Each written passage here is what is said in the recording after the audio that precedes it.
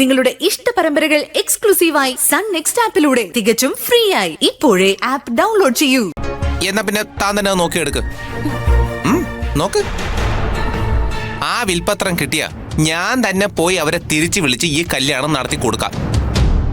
താനൊന്ന് വിശദമായിട്ട് പരിശോധിച്ച് നോക്ക്. ചെല്ല്. ചെല്ല്.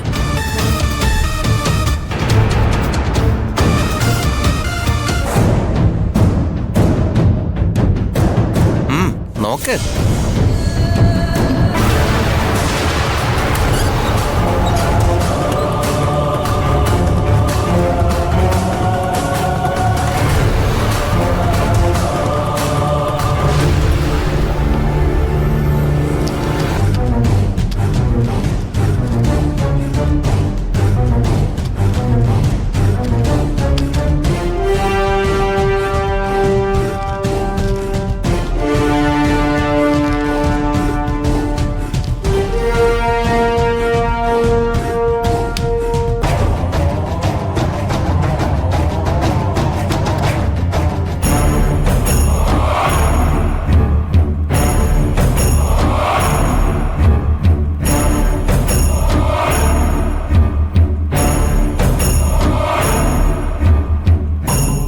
എന്തായി?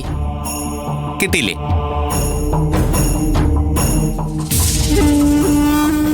ദർശനെ, ശ്രേയയുടെ കല്യാണം മുടക്കാൻ വേണ്ടിയിട്ടൊന്നും അല്ല ഞാനിത് ചെയ്തത്.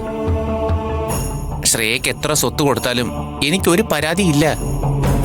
പക്ഷേ ഈ കാര്യത്തിൽ ഞാൻ ഇത്രയെങ്കിലും ചെയ്തില്ലെങ്കിൽ എല്ലാവരും വിളിക്കുന്ന പോലെ ഞാൻ പിന്നെ വെറും ഒരു പൊട്ടനായി പോവില്ലടോ.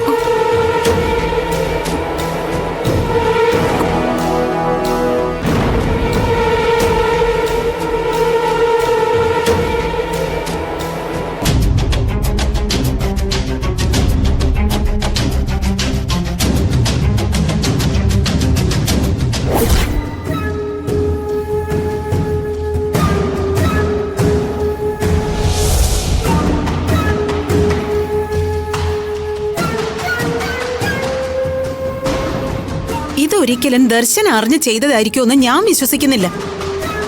കാര്യം അവൾ നമ്മുടെ ശത്രുവാണെങ്കിലും ഒരു പെൺകുട്ടിയുടെ കല്യാണം മുടക്കാനുള്ളതൊന്നും അവൾ ചെയ്യില്ല. അതെനിക്കുറപ്പാ. അവനെ പൊട്ടനെന്നും പറഞ്ഞ് തള്ളിക്കളഞ്ഞാണ് തെറ്റ്. ആ, പൊട്ടനെ ദർശനം ഇടുക്കനാക്കി.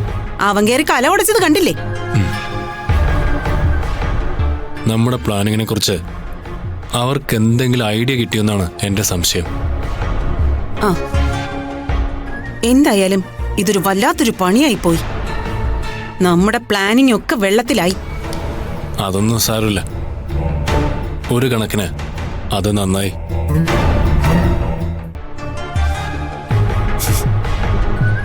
തൽക്കാലം സതീഷിനെ നമുക്ക് വിടാം.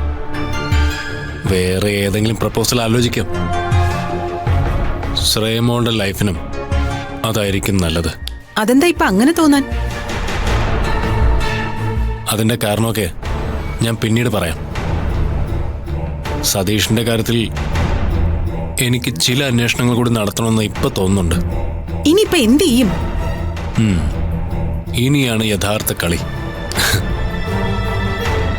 രൂപേഷി ചെയ്ത കാര്യത്തിൽ ചേച്ചിക്ക് വല്ലാത്ത വിഷമമുണ്ട്.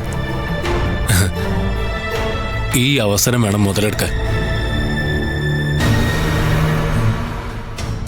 മകളുടെ കല്യാണം മുടങ്ങിയതിന്റെ സങ്കടത്തിൽ ചേച്ചിയുടെ സഹതാപം പിടിച്ചു പറ്റണം. കാര്യങ്ങൾ സാധിച്ചെടുക്കാൻ സഹതാപത്തേക്കാൾ ഒരു വലിയ ആയുധമില്ല. പറ്റുമെങ്കിൽ അമ്മയെയും മകനെയും തമ്മിൽ തെറ്റിക്കാൻ ഇതൊരു കാരണമാവുകയും ചെയ്യും. ആ പൊട്ടനെ കൊല്ലാനുള്ള ദേഷ്യമുണ്ട് എനിക്ക്. അവനൊരു സ്റ്റേ ഓർഡർ മേടിക്കാൻ പോയേക്കുന്നു. അവന്റെ ഒരു സ്റ്റേ? അവൻ അത്ര മണ്ടനൊന്നും അല്ലെന്ന് ഇപ്പൊ മനസ്സിലായില്ലേ? എടി, നീ ഒന്ന് പതുക്കെ പറ, ആരെങ്കിലും കേൾക്കും.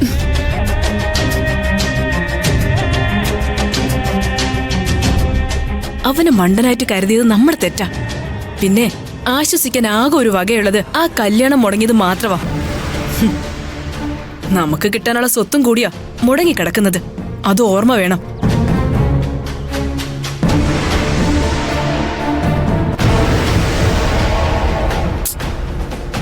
എന്താ നിങ്ങൾക്കൊന്നും പറയാനില്ലേ? ചില സമയങ്ങളിൽ മൗനമാണ് ഭൂഷണം. എന്തായാലും ആ വിൽപത്രം ആരോ എടുത്തു എന്നുള്ള കാര്യം ശരിയാ.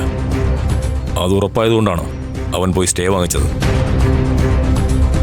അവന്റെ ബുദ്ധി പ്രവർത്തിച്ചു തുടങ്ങി. ആ പൊട്ടൻ ഇത്രയും ബുദ്ധിയുണ്ടെന്ന് ആരെങ്കിലും വിചാരിച്ചോ? ദേ, അവനെ പൊട്ടനെന്ന് വിളിക്കരുത്. അവൻ എന്റെ ഏട്ടന്റെ മോനാ. പഠിപ്പില്ലാത്തതിന്റെ മണ്ടത്തരങ്ങൾ അവന്റെ കയ്യിലുണ്ട്. പക്ഷേ മത്തൻ കുത്തിയാൽ ഒരിക്കലും കുമ്പളം മുളയ്ക്കില്ല എന്നവൻ തെളിയിച്ചു. പഠിപ്പും പ്രായോഗിക ബുദ്ധിയും തമ്മിൽ ഒരു ബന്ധവുമില്ല. വിൽപത്രം ആരോ മോഷ്ടിച്ചപ്പോൾ അവന് കാര്യം മനസ്സിലായി. സ്റ്റേ ഓർഡർ വാങ്ങിച്ചത് അവന്റെ മിടുക്ക. നിങ്ങൾ അവന്റെ മിടുക്കിനെയും പുകഴ്ത്തി ഇവിടെ ഇങ്ങനെ നിന്നോ? എനിക്കെല്ലാം കൂടെ ആലോചിച്ച് ഭ്രാന്ത് പിടിക്കോ?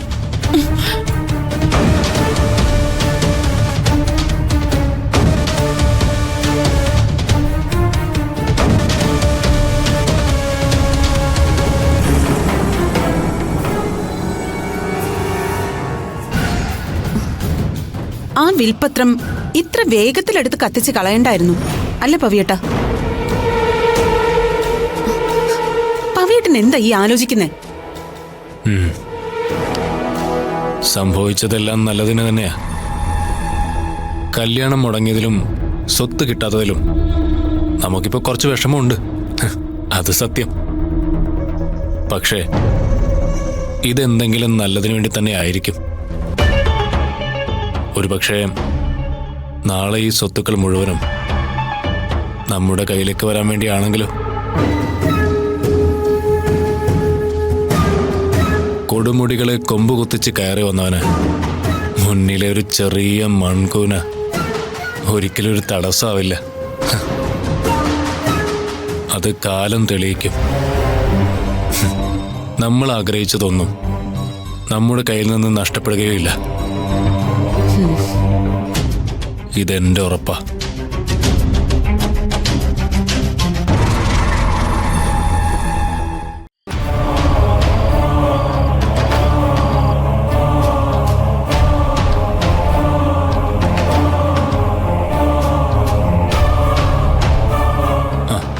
ശ്രേയ എവിടെ?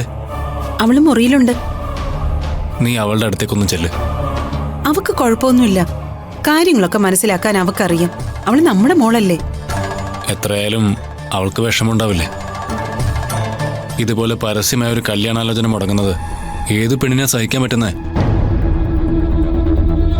നീ ചെന്ന് അവളെ ആശ്വസിപ്പിക്കുന്ന രണ്ട് നല്ല വർത്താനം പറ. ചെല്ല്.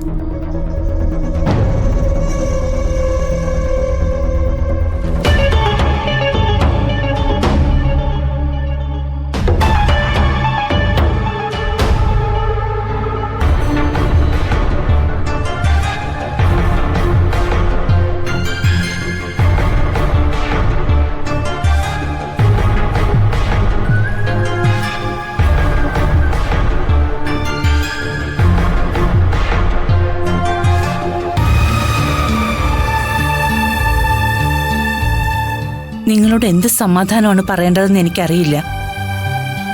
സംഭവിക്കാൻ പാടില്ലാത്തതാണ് ഇവിടെ സംഭവിച്ചതല്ല.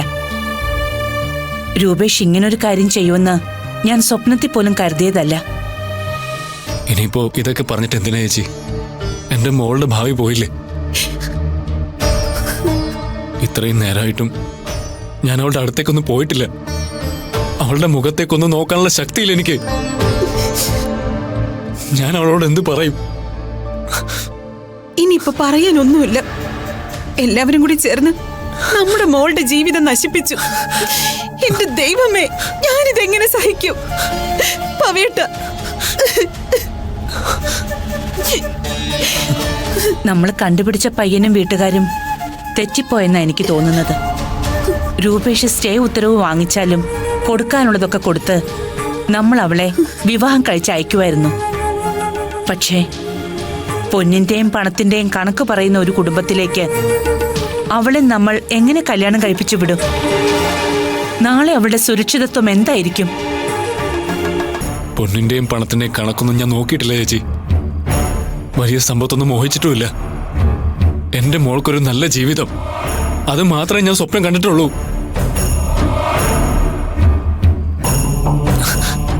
എന്ത് കാരണങ്ങൾ കൊണ്ടാണെങ്കിലും മുടങ്ങിപ്പോയത് അവളുടെ വിവാഹാലോചനയല്ലേ?